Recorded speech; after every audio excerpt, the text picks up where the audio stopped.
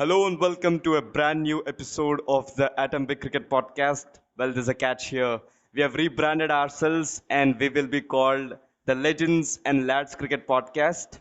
Legends imply Vijay Lokapalli sir and Rakesh Rao sir, who are senior sports journalists, worked with in this industry for 35 to 40 years. And lads are the two teenage cricket enthusiasts, that is Krishna Maitreya and myself. I am Chirunandhan Srinath. We have two absentees as we run up to this podcast episode. My two co-hosts, Maitreya and Vijay sir, haven't made themselves available for this episode. But we have an impact player substitution, and that is Rakesh sir, who is a impact host for this episode, and he'll continue coming to this podcast uh, every now and then. So he has worked as a sports journalist and writer for 35 years almost. He's also a very dear friend of our Vijay sir, and he's making his second appearance on this podcast. Rakesh sir, welcome to the Legends and Lads Cricket Podcast. How are you doing, sir?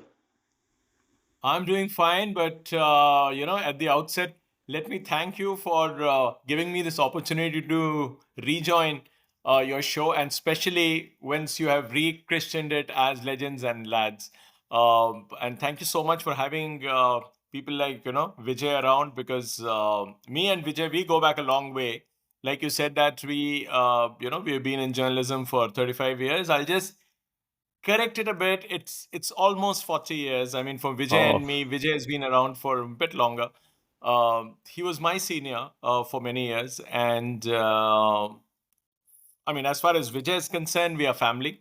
So it's been like he's been my friend for about, say, should I say about 35, 30, I mean, close to 38 years, and we have been colleague for more than 30 years. that's. But it looks like you have more gray hair than him. Yeah, of course, because I haven't, I mean, I still have hair, so I'm eternally thankful to God. Let's talk about this year's edition of IPL, and Yeah. 21 matches have concluded. And as I look at the points table, we have Rajasthan Royals at the top with 4 out of 4 wins, Kolkata Knight Riders 3 out of 3 wins, and LSG 3 out of 4 matches. And at the bottom, we have MI, Delhi Capitals, and Royal Challengers Bangalore. And amidst all this, I'm obviously sad to see my favorite team, Royal Challengers Bangalore, at the ninth position. Rakesh sir, I wanted to ask you what is your favorite team, but then you replied me blankly on WhatsApp, saying that you don't have any favorite team. But whom do you think is a prospective winner of this year's IPL? I know predictions are not always correct, but they're exciting. Yeah, see, for me, when the auction ended, when I was analyzing the teams there, which team got the best out of their shopping list?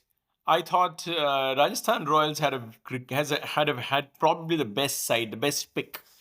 It's not the side that has performed well in the second half of the IPL quite regularly, but they went with a certain list, and I think they got most of the boxes ticked. So, in my view, that was one of the teams that I was quite sure of. For me, even SRH is not such a bad side. SRH has the resources to go all the way. Chennai, you can never write them off. It's like each one contributes more than what you see as a sum total of, I mean, the sum total of each individual. If you just add up, it is much more than what appears to be that of the team. I mean, each one contributes a little more. Each one punches above their weight. So I think CSK is one team which I'll never rule out. MI looked to me, unless a certain player, a certain number of players continuously contribute, that's a very ordinary side for me, Mumbai Indians, and no wonder where they are. Delhi Capitals, another very ordinary side, I thought. And talking about your favorite team, if I were to pick Royal Challengers Bangalore, they haven't sorted out their problems. I mean, for almost 10 years or more, because they have Ah, been going with hmm, top-heavy batting lineup, and they don't pay enough attention to to their bowling. bowling resources. Yes. That's one of the reasons that is one team. Even if they decide to bat first and without the pressure of the scoreboard, even if they put 200 on the board, they can never be sure because their bowlers are capable of conceding that one extra run that is making it 2-0-1, and that proves to be the decisive difference. So that has happened so often now. So your favorite team, I know, Jiru, it hurts, but the point is that they still haven't got their act right. You can't just imagine that you can score 180, 190, 200 quite consistently, and probably one team that has scored in excess of 180 so consistently and lost. So that speaks of their bowling resources over a period of time. So you can't really sympathize with them unless you are their fan. Uh, that was my next question to you, and then you answered so well, sir. Uh, anyway, let's talk about the orange cap holders and purple cap holders. We have Virat Kohli who's leading with 316 runs, and then from 5 matches, you have Yuzvendra Chahal with 8 wickets. And Virat even got 100 in last match, but there was no support from the other batters and as well as the bowling. Josh Butler got an amazing 100 and guided his side to victory. Um, as you've already talked about RCB team, why don't you talk about like why is that management giving more importance to this? As you said, heavyweight batters. Ben Maxwell now is out of form, Yeah, single digit scores here and there, and then Fav doesn't look in good touch, and their bowlers are yeah. terrible. Alzar is also, and why don't they use Ferguson or someone like that?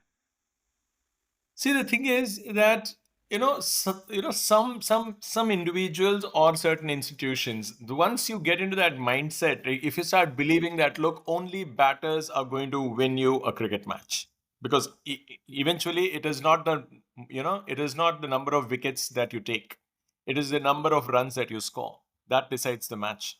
So once you get into that kind of a mindset, of course, I mean, one needs to learn, one needs to evolve, but there I see that, I mean, you went for Hasaranga by replacing Chahal. by actually dumping Yuzvendra Chahal. I mean, how can you even think of that?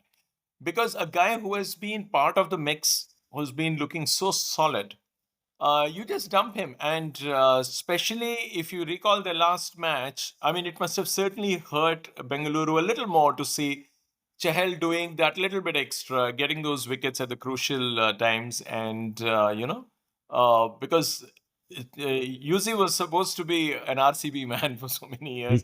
And I'm sure even, his heart beats for RCB. But then, of course, people who own the property, they have a different way of thinking. The people who decide on cricketing like matters, they have a thing. So when you ask me why is it that they are not paying much attention to the bowlers, it baffles me, because at the end of the day, it is not entertainment, it's not charity, it is pure business. It makes commercial sense to have a winning combination. Obviously, if you are, I mean, if you ask anybody, he or she would say that, look, we want our team to win, we don't want just to score runs and not be among the top two teams, or at least being counted as one of the favorites, because they are the ones who played one final, and then, I mean, two finals, I guess, the first one, and thereafter, of course, we didn't see them anywhere. I mean, it's like they lost to SRH, I remember, in Bangalore. So their track record says that they've been performing well, they've been entertaining well, they have a very strong fan base, which are all factors which should spur the team to give their 200%. But if you don't have bowling resources, what do you do? I mean, that's, as I've already, said that, I mean, you can't just keep scoring 180, 190, 200 and expect to win unless you have at least 3 out of 5 bowlers who do their job consistently. Any 3 out of 5 should put their hand up and say, okay, we will either contain or we will get wickets. That doesn't happen with a team like RCB anymore. That day they scored 180, they lost. Last match they scored in excess of 180, they lost. And you expect Virat Kohli to, play a lone hand. See, what is happening is, imagine from one end, if Virat Kohli is giving you, say, 90 runs out of 60 balls that he faces. I'm just giving you an example. That's about 150 strike rate. 150 strike rate for an opener, yes, you can always argue that, look, he's not playing like a guy who's going to bat for 60 deliveries and give you 120 runs. No, we are looking at a person who is holding one end up. He's playing the anchor role. So for them, a strike rate of about 150 is not too bad. But what happens for the other 60 deliveries from the other end? You need people like you have Faf, you have Maxwell, you have Green. If you are going with at least three overseas, top order guys, batters, whom you expect to click, out of which if all three fail, or at least two of them fail pretty consistently, what do you do? I mean, you still need somebody to bat, and that Rajat, for for me, he's lacking confidence. I think no matter you can still persist. You know that he's good, but confidence is a huge commodity in anyone's life. If that confidence is hit, then you know what happens. Now, for a team like RCB to have a person who is not confident, you have a guy like Maxwell who is not in form. So all these things will add up and it'll continue to hurt. And plus, of course, the constant being that you don't have you don't have number of good bowlers. So how many times do you expect Yadav and like DK to do the job which they did in a winning cause? So not necessarily easy. They have their own issues. They have limited opportunity, resources to pick from. And of course, as long as you have this kind of bowling, don't expect the team to go too far. And they let go of Hazelwood. So. Yeah, so true. Okay, talking about this year's IPL has also, opened up some surprises for us.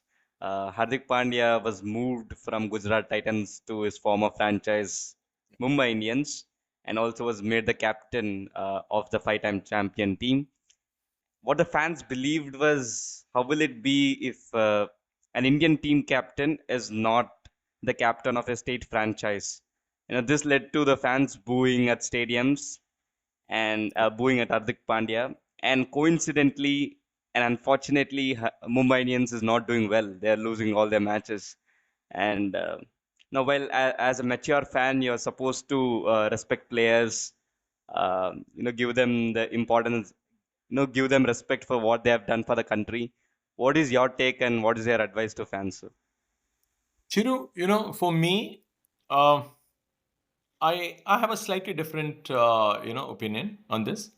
When we say fans, I mean, can you standardize the madness that the fans bring in? Can you say that uh, you have to use your mind more than your heart? They're fans. Give them their right to express themselves no matter what. Across sports, across continents, you go and see where, I mean, any sport, any contact sport, like say football and some other sports, you see the fans getting involved. In India, it is cricket. Okay.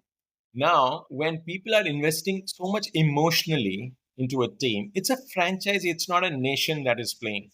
Imagine every seat is taken, every fan from the home side, be it Delhi, be it Calcutta, be it Bombay, people fill the stands for you, and most of them are fans of the local team. Okay, the only exception being every time where CSK plays, that's where you see a sea of yellow, but then that's an exception which proves the rule.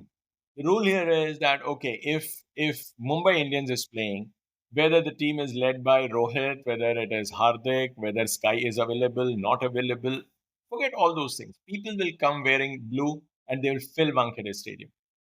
Now, that is part one, and they will be consistent, and you have no issues with that.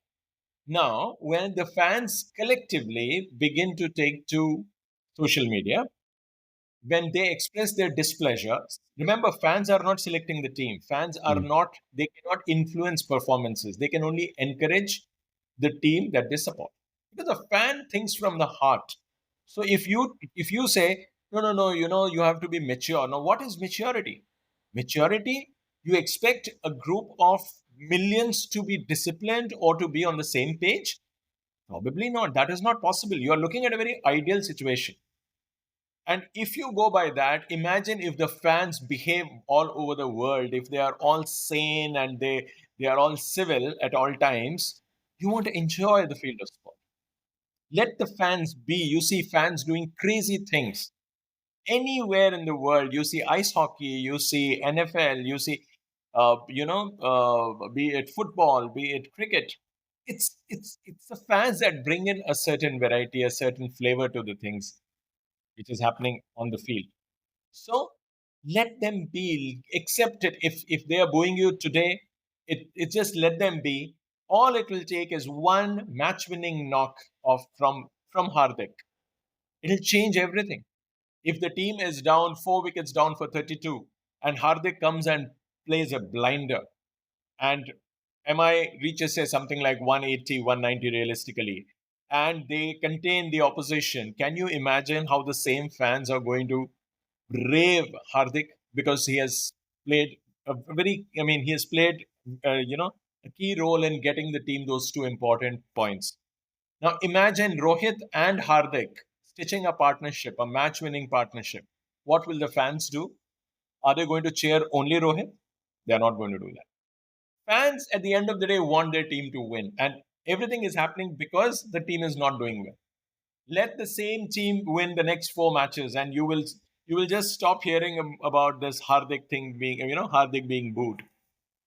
I mean, allow fans their space, and we are too quick to be judgmental. We judge everything very very very quickly. Now, of course, let's talk about the transition here. They just decided to ask Rohit to step down, and they installed Hardik as the new skipper of this thing. Obviously, this was something that was not expected.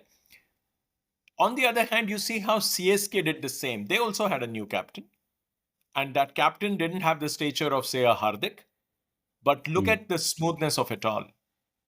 Nobody Yes. is saying why Ruturaj is leading, and the team is not great either. But that's where I call that they handled it in a certain manner.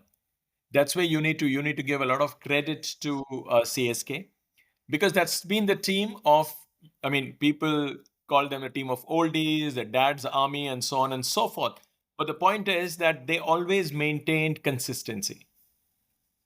That is where you give a lot of credit to the management there, and of course the presence of MS Dhoni, and the respect that he commands, and that comes naturally to, I think, every player who plays under him. Now, when you look at Rohit, the way he leads MI is pretty different than what he does with the Indian team, which is natural. Leading a franchisee team is a lot different than leading the national side. But results are there. You can't blame Rohit's captaincy. But then the team, I mean, the team management must have thought that it's time to move on. Uh, let's give Rohit a chance. Let him be a understudy to Rohit, because Rohit is still there. I mean, Hardik to be an understudy of Rohit, and let him be there. It's like, but then that is not happening. Although you still see Rohit, coming up with his ideas or whatever it is. But the point is, if the team is not winning, you don't see all these things. And Hardik knows where he stands. I don't think Hardik is anybody's fool to actually to start believing that he can manage it without the support of the team. And you will keep hearing these things that that the team management is not really bothered about what's happening in the stands. They are focused on getting the job done. The players know their job. We are not too influenced by what is being said on social media, and so on and so forth. This is exactly what we expected, and they're saying that. But if you are not winning, all these things will come to haunt you. So yesterday also, if you see, they won the match. MI isn't playing great cricket. They beat a team which I have maintained that's a very beatable side, Delhi Capitals. Mm. They scored in excess of 200. The last over, you saw 32 runs, and the winning difference is 29 runs. Now, you know how important that last six deliveries of that over proved. But don't forget one thing, MI, even in a way, even though they won the match, they conceded 200 runs. They won by runs and not by wickets because they batted first. But still, the opposition crossed 200. So if you go back and check after the 19th over, Delhi Capitals was 201 and Mumbai was 202. So very little to pick between the two sides. It's just that those 29 runs or the last over, the way, like Nokia bowled, and they are also doing the same mistake that, they keep giving him the end overs where he's not going off pace. Thanks. He's giving the batters the pace needed to hit him anywhere in the park. He's getting hit on both sides of the wicket. So Yesterday it was Shepherd's Day, and that made the difference. And again, Mumbai Indians should thank Shepherd and DC for one huge reason, that in a T20 game, always remember, when the way you finish is very important. That means the way you, I mean, what kind of state of mind you have when you are going to the dugout at the mid innings break. Yesterday, that momentum swung decisively. 32 runs in 1 over is like getting 1.5 runs more every over in a 20-over game. That is the shift that it gets you from chasing anything that is, say 6 and over, you are jumping to 7.5 and over. And here it is in excess of 11 runs, almost 12 runs and over. So you move from, say, something like 10 runs and over, or say 10.5 to an over, to almost 12 and over. So that swing of 1.5 runs per over is a huge cushion. So yesterday's win, I'm not looking too much into it, because some things happen. Such things happen. Sometimes it happens like this, that the last over you see the onslaught. These 32 runs could have come in any of the other overs. But it's going to hurt Delhi Capitals even more, that at the end of the 19th over, they must have still thought, okay, even if we give 10 runs, 210 chaseable. But once you cross 225, 230, that means another one extra run per over as at an average, it becomes difficult for you to chase, because it plays on your mind. It plays on your mind. That's why that changeover time makes hell of a lot of difference. And I think that is the time when DC lost the match. DC, it was very hard for DC to believe that they would actually do it. So they said, okay, let us see if we can get close. And they lost those 3 wickets in the last over. Otherwise, the margin would have been a little less. That's about it. But I had no doubt that MI was winning this game in the last 20 overs of the match. Absolutely no doubt. So MI has its problems, but for me, the win is not very convincing. If you take out that 1 over, there's nothing between DC and MI. But the point here is that MI still has a long way to go. They have to sort out their issues. Their batters are not doing so well. Of course, they had a good start. It was great to see Rohit among the runs. And of course, if Rohit bats for 60 deliveries or he gets 70, you can be sure that his strike rate is going to be massive. So they have the resources, but I don't think they have the balance in the team. And also, this year has been an year where high totals, the scores have shot up past 270 3 or 4 times. Uh, Yeah. sir, I want to ask you, is it because of the aggressive pickups that they made in the auction, or is it, as I believe, the impact player rule that made the real impact here? Because we see players coming here, hitting and is going back. We have seen Abhishek Sharma the way he played 2 nights ago. Yeah. So, what is your take on no impact player rule, and or is it any other reason that you believe the totals are going far beyond 250 or something? See, impact player rule is one of the reasons, yes, for teams really going berserk, and because you have the option, you have the luxury to play an extra batter, and it doesn't affect your bowling unit. So that is what that's a huge reason, because you can always pick that extra guy when you're chasing. You can always make that substitution, get that substitute as an impact option. But the point here is also the way the team train these days, the way they go for the big hits. Of course, a lot of thinking goes into your support. I mean, the support staff who are expected to give you the inputs. They are also working hard. The bowlers also try pretty hard. But look at the equipment. Look at the way the mindset has changed. There was a time when I'm just giving you an example of how things were when India won the World Cup in '83. If you had scored 240 runs in 60 overs, it was considered a match winning total. And the average per over was 4 runs an over. Now, 240 in 60 overs, if in say 2024, if you look at uh, 240 in 40 overs or 240 in 50 overs, it's no big deal. It's a no brainer. People, you will back the team chasing to win this game. But the point here is times have changed. The way people think. If you say 25 runs in the last over, there will be people in the dugout. There will be people in that packed hall. They will not be sure of which team is going to win. Now that is what modern day cricket has done to you. That the batters believe that it is possible to hit 6 out of 6. out of the park. Now, that is what you believe. It's not necessary that you almost get it. Like yesterday, we saw 32 runs in an over. How often do you see that? But trust me, as we go along, you'll see more and more teams scoring, close to 27 to 35 runs. This is this is becoming real because But every time it's a imagine. bowler who feels the pain. Oh, yeah, exactly. See, cricket is a batter's game that has been drilled into our brains ever since we learnt about this sport. It is a batsman's game. Okay, fine. Now, if it is so, you have made rules which will only see more runs because the general feeling is, or what you are told is, people don't want to see a low scoring game. People want to see runs being scored. They are not there to watch 20 wickets fall. No, they are not interested. If you say a team scores 90 and the other team scores 90 for 9, they'll still be excited because they don't know which team is going to win. If the other team scores 91 for 4, you'll say, oh, what a boring match. We wasted our time. So the point here is you want to see more runs. So nobody complains when a team scores 270 and the opposition scores 230 plus. So you're seeing almost 500 runs in 40 overs. So it's about runs being scored. So when you say, that a lot of, we are seeing scores in excess of 200 quite consistently, it's bound to happen because, if you see the impact of T20 cricket it has also helped ODI cricket. It has also helped, when we talk about the longer version of the game, the red ball game, but we don't give it the due that it so richly deserves.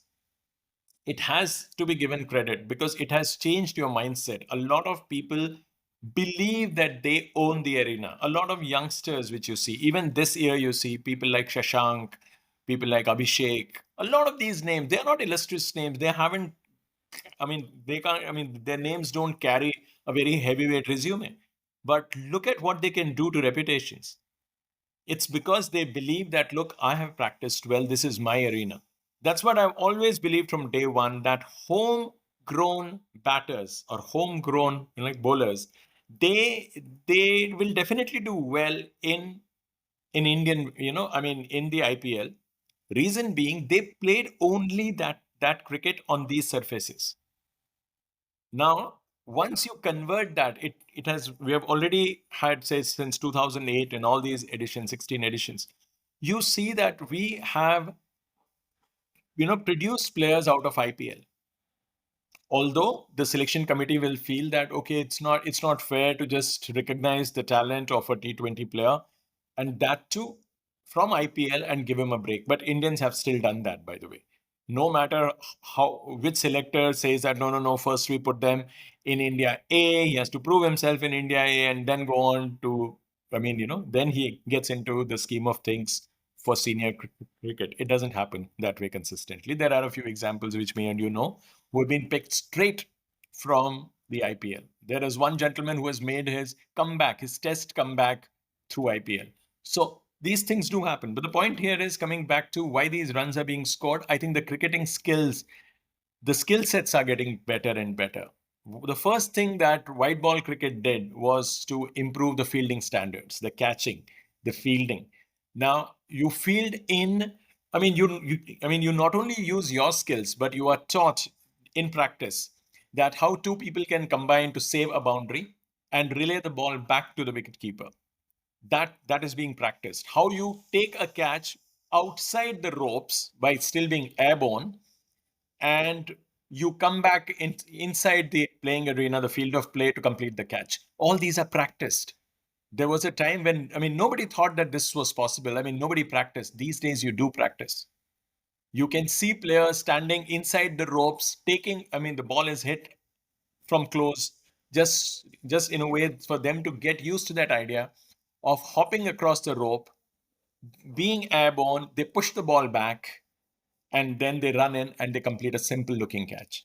So a lot has changed. So if the run making has improved, the shot making has improved, so has the fielding, so has the bowling, because a lot of people try Yorkers. But the point here is Yorkers, everybody knows that if you bowl right, it looks great. And when a batsman gets yorked, We give a lot of credit to the bowler for delivering that ball, but it is the batter who makes it look so spectacular. Either Uh, he'll fall, he'll Paul, slip, and he's trying to, Russell, Rustle. Ishant So many Sharma's of them. favorite. Yesterday we saw, Shaw. Shaw had the same issue. He almost tripped. He wanted to save his toes. But the point here is what I'm trying to say, everybody is improving. So that's what you will see, that a lot of bowlers are getting sharper. Of course, you miss the length, you'll be hit. When you are trying to bowl wide Yorkers, or people used to say, a little slow Yorkers at times, there's nothing like that. If a batter, he's got his eyes set, you can't bowl a Yorker to him. He will read it, and he can hit you. That's the reason why people attempting Yorkers. I mean, of course, we would like to believe that Bumrah bowls the best of them in the world. That is because some of the batters make him look absolutely stunning. I mean, breathtaking, because they are not able to put the bat down in time. And also, a lot of those guys who come to bat from, say, number 8 to 11, somehow they manage to put the bat down. They don't get yorked very easily, if you see, because they're not sure of their skill set, so their bat doesn't go off the ground in a hurry. They don't have a backlift, so it's very difficult for you to get a wicket. That means getting a batter bowled, if he's not lifting his bat. The chances are that you're going to either get him LBW, or the bat is going to come into play. So everybody is trying to improve, but yes, the runs are getting more and more. Uh, Previously, we used to say, because of the shorter, boundaries, we would see more sixes. Of course, that was designed. But let's talk about the skill sets here. I think batters, I mean, the way they improvise. You talk about 360-degree, 360-degree hitting. Uh, People try to, do so many things. Switch hits are allowed. Now, why don't you allow? I mean, this is again a very different subject. That why don't you allow a bowler to switch hands and bowl? But then he has to declare that he's going to bowl over the wicket, round the wicket, whether he's right arm or left arm. He has to declare so that the batter knows. But the bowler is not supposed to know whether the batter can opt for a switch hit. Because the field is set for a right hander, the moment the ball is released, he can do anything. He can just switch sides, and he can, become a right hander. A left hander will become a right hander. So every rule favors the batter here. So you can't change it, because each team gets to bat for 20 overs. Each team has 11 players, and each one of them has a bat in their hands. So when you're chasing down, or when you are setting a target, the rules are the same for both teams. Although, sir, I've come across a very interesting stat with concern the Lucknow Super Giants. Now, they Yeah, have defended 13 out of 13 times when their score was 160 plus, yeah, and they won 15 games out of 18 and lost only two games yeah. batting first. So, Yes. and if you look at their bowling, they're not so great bowlers. Most of them are Indians. This year, we are seeing Mayank Yadav, who played his third match. Yeah, Yesterday, we saw Yash Thakur. Others yeah, we have Ravi Bishnoi. But yeah. what is this?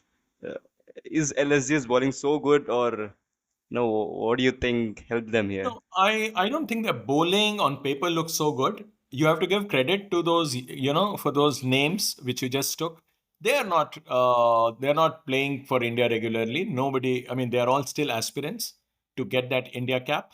But the point is, when you look at, say, a Yash Dayal yesterday, let's look at him. I mean, let's just take an example and talk about it.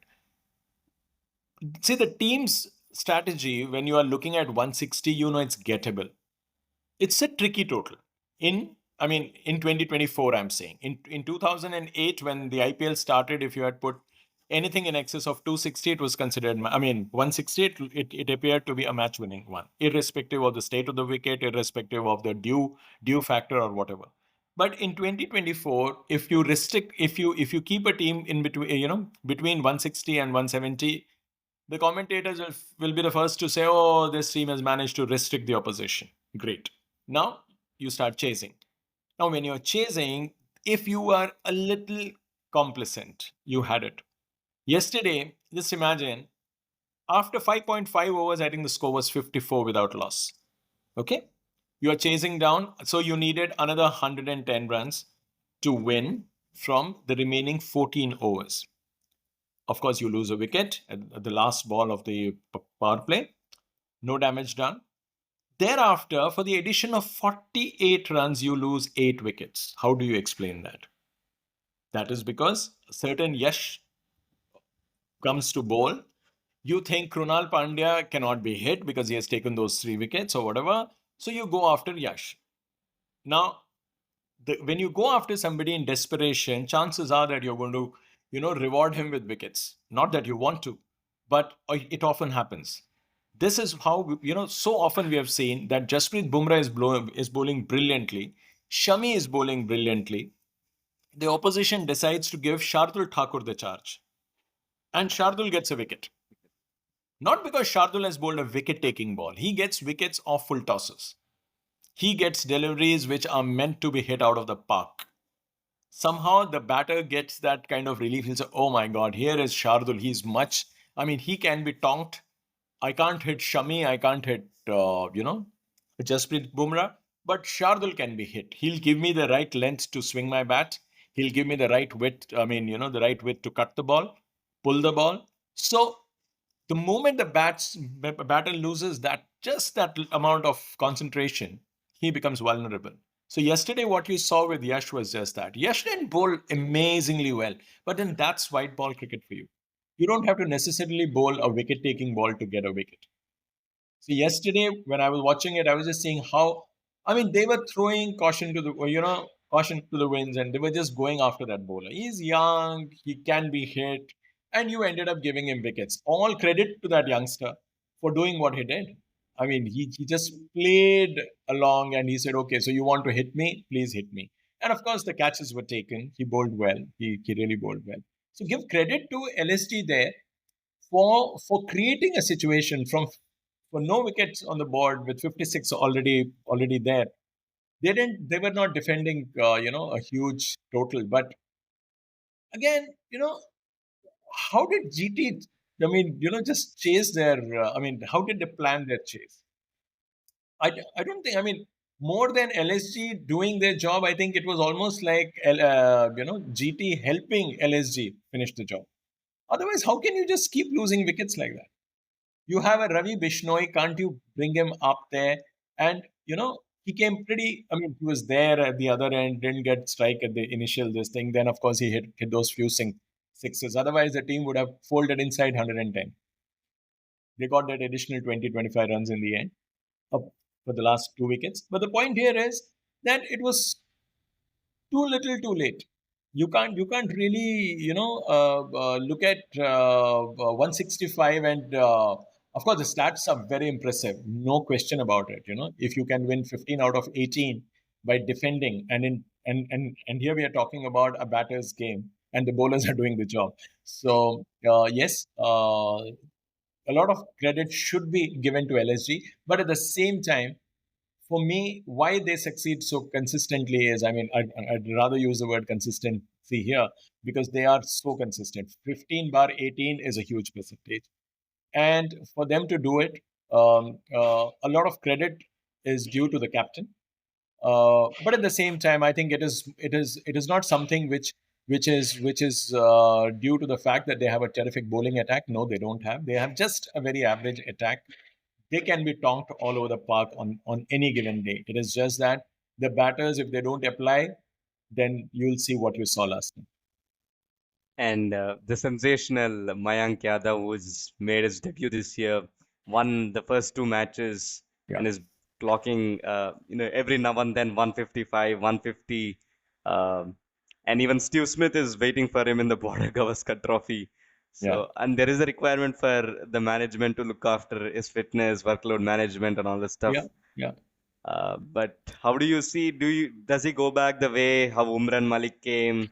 He bowled in the Indian. He got an Indian cap, and then he was so expensive. He went back, and then Yeah. here is Mayank Yadav in See, comparison Chingu, with for me, Umran. speed is not something that excites me, so much. A lot of people get excited by speed. Speed with accuracy, Yeah, something. speed with accuracy is what we should look for. Just sheer speed, because the speed gun doesn't reflect on the accuracy of the ball bowled and the field to which the bowler is bowling. So Umran got hit like that, and I've seen faster guys like Shoaib and all being treated like school kids when by people like Sachin and Sehwag. Now I'm just trying to just connect it to that 2003 World Cup final. Maybe I'm sorry, that World Cup clash between India and Pakistan, where we scored 50 in less than 5 overs, and the attack included names like Shoaib and Wasim and Wakar. So speed and craft, these two have to go hand in hand. Now, talking about this youngster, of course, it's too young to talk about this guy developing his craft. It'll take time, but it's great to see that somebody of his frame and his build is releasing the ball, and you are seeing something like 150. It's a speed has always thrilled people in this world, be it a 100-meter sprint, be it the fastest car, the fastest automobile, so to speak, the fastest bike, and so on and so forth. So speed has thrilled human senses like no other. So you try to measure all the speed. You look at certain animals and you see, oh my god, that's the fastest animal in the world and on this planet, and so on and so forth. So speed by itself thrills, that is okay. But when you look at it in the context of a bowler bowling at 150, 160, now somebody like Shoaib has clocked something like a 161. That is his recorded speed. Now 161 is seriously fast, okay? But for him to be effective, do you call Shoaib, despite the longevity or the lack of it of Shoaib's career, do you call him one of the greatest of all times? No, you certainly don't do that. You'll rather talk about people like Marsh. I'm sorry, people like Holding were not quick, but he was almost unplayable on his day, and not because of speed, because of the craft which he had.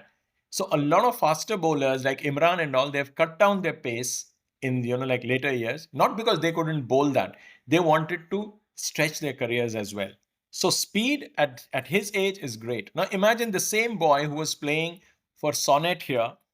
Delhi hasn't given him the kind of opportunities that he needs. I've seen him in domestic cricket though, but nobody bothers about speed in domestic games so much because it's not getting recorded. It is not being seen as such. So the problem is, no, he was there all right.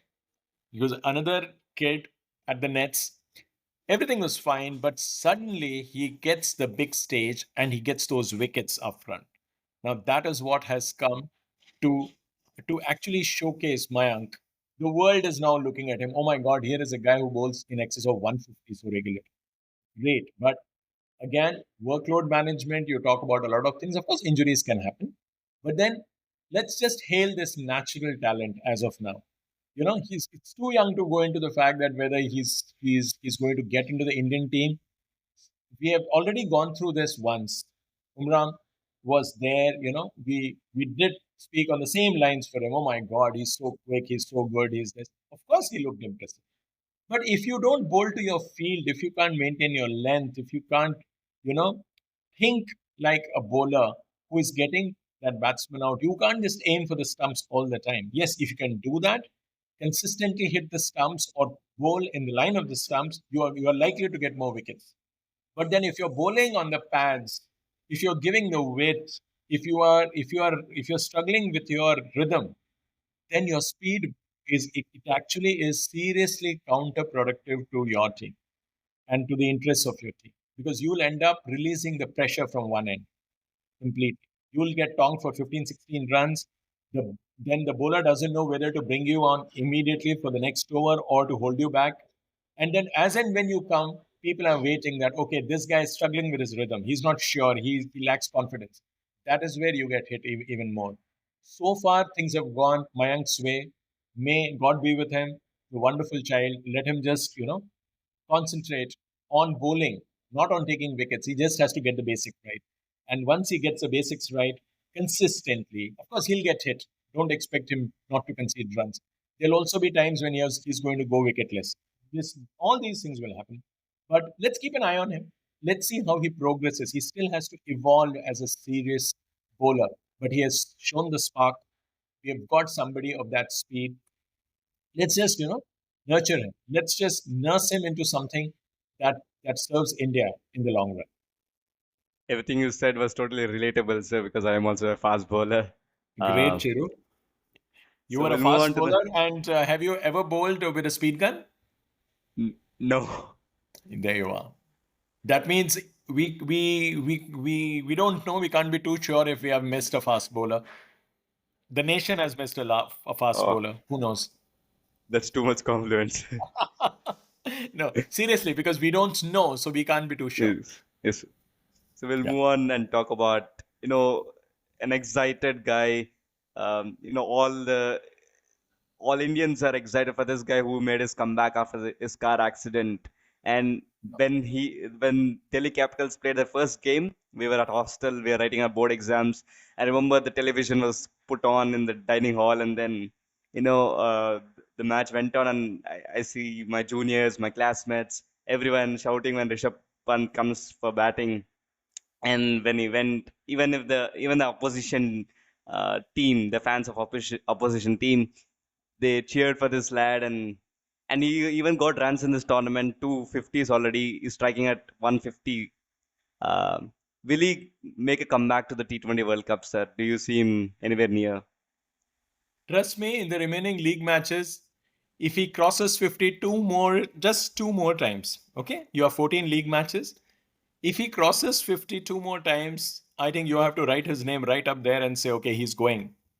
He's going to be part of the World Cup squad. The reason being, why I'm so sure is because the team management, the way they think, or the selectors or the board, the way they think is once he gets in to the team, I mean, I just hope that he doesn't get injured or he doesn't have any fitness issues. Uh, Number one, he brings a certain balance to the team. So you get rid of a reluctant KL Rahul as a wicketkeeper. I call it. I called even Dave. Rahul. I mean Rahul, the other Rahul, who is now the coach. When Rahul Dravid was made to keep the wickets, he was one of the most reluctant wicket keepers that I've seen in an Indian team because he was not a regular keeper. His hands would get swollen when he would keep wickets to the likes of Srinath and Venkatesh Prasad. You couldn't shake hands with him after the game because his hands would still be swollen. So, because no matter what you wear, I mean, if your hands are not used to the ball pounding you know, your gloves at a certain speed, uh, you are going to feel it. And then you have to bat for 50 overs. So that was tough on Rahul, the other Rahul. And even this Rahul, no matter how comfortable he looks sometimes, but then given a choice, he wouldn't keep wickets. So if you have a full time keeper, he brings in that variety. Because I mean, I'm sorry, he brings in that a kind of a stability in the middle. You have a guy who can talk the ball at anything between 150 and 200. It'll be a strike rate. So you want him to be there. And then of course the emotional reason, the kind of emotions which you saw on his return, and this was bound to happen.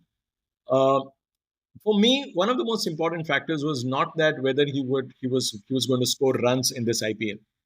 Even if out of 14 league matches, if he had played say something like 5 to 10, and the management wasn't sure of his fitness and they were giving him matches very cautiously and trying to gauge whether he can be a serious part of the mix.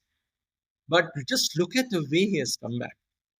I mean, it's not easy because what he saw, that's what I was talking to a psychologist when he had this accident, and he was still recovering. He was in a bad shape at that time. So the psychologist, she told me that we I mean, like, these are still early days, but we have to be very, very careful because he was involved in an accident that involved speed. Okay, and he plays a sport where the ball comes to him at a certain speed, whether he's batting or he's keeping. So if he anything that has scarred his mind or his brain, or it has left some kind of a image of speed, I mean, that can be disastrous for a wicketkeeper. He'll never be able to keep again. Now this was a kind of an apprehension expressed by a psychologist. But I'm so happy that the kind of people who have worked with him right through his rehab, they have done a fantastic job. And this youngster has responded so wonderfully well, and I've always loved his spirit. He reminded me of Sehwag the moment, I mean, the first time when I spoke to him. his responses were quite similar to uh, what Viru would say in like during his heydays, or even during the days when he was trying to make it to the Indian team. And Rishabh was no different. He sounded pretty much similar, and the spirit. I think more than anything else, it's not what he says; it is the kind of spirit that he personifies, or the kind of. I mean, he has epitomized certain things, certain factors, the certain features and certain qualities. I think that is what makes Rishabh so lovable, and he doesn't get influenced or impacted by reputations of the bowler or the opposition, and that is why he brings in a certain kind of what should I say, a spirit or a feel good feeling among his teammates also, because he's not the one to be sitting in a corner, brooding over something that didn't go his way. He'll retain that smile. So it is not just a wicketkeeper in the team. Rishabh is more than that, and in the current context, especially where on one hand, we say that we have in excess of 35 first class teams. That means each team has at least one specialist wicketkeeper. But when it comes to picking a wicketkeeper for the Indian team, be it red ball or white ball, we look for a makeshift wicketkeeper. We don't go for a specialist wicketkeeper. The reason is the same all these years in the era before that of Dhoni and after the MS Dhoni era again. That is, we have to maintain the balance of the team. That's why you have to ask a batter to keep a wicket. I mean, to just keep wickets, and that is exactly what Rishabh will just walk in, and he'll change that, and we'll go back to that time, say before the accident happened. Indian had at least one wicket keeper in this country, where you have more than 35 first class teams, but we can't get a second wicket keeper. We can have a Jurel, we can have so many, but we are still reluctant to have a specialist wicket keeper in the scheme of things. But we'd rather go with a batter who has only revealed that, look, I used to keep wickets as an under 19 player, or as in my college or something. Rahul and KL Rahul, both, I'm talking about Rahul Dravid and KL Rahul, they've never kept wickets for their states, but then they kept wickets for the country. There, and in this country, again, as I said, more than 35 teams, every team has two openers. But when it comes to white ball cricket, we have had some of the greatest Indian players, greatest Indian openers who never opened for their states, be it Sachin Tendulkar, Saurav Ganguly, Rahul Dravid, Virendra Sehwag. No one opened for India. But when it came to white ball cricket, colored clothings, you always saw them as openers.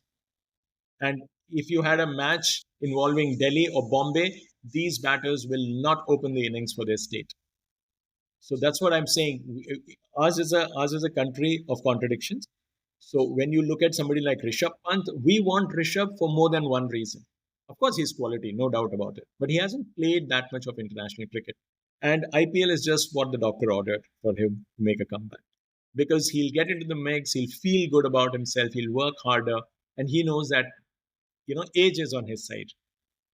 Of course, he still has to do a bit to get into the team. As I said, if you give him two more 50s, and if he doesn't have any fitness issues, I see him on that flight for the World Cup.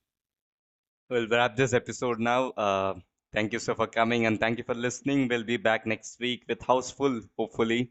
Please do follow Legends and Lads Cricket Podcast on Spotify, Apple Podcasts, or wherever you're listening to this podcast on. Signing off. Bye bye.